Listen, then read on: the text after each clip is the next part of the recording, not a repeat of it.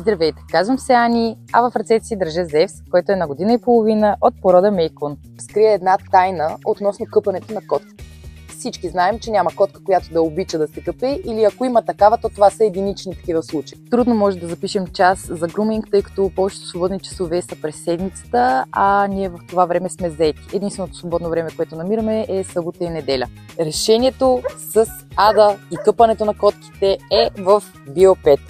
Те имат сух шампуан, който е под формата на пяна. Казвам сух, тъй като не се използва вода.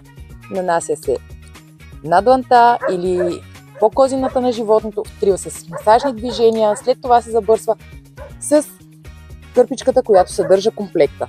Тази пяна ви спестява време, също така и войната в банята, която ще направите с вашия котарак.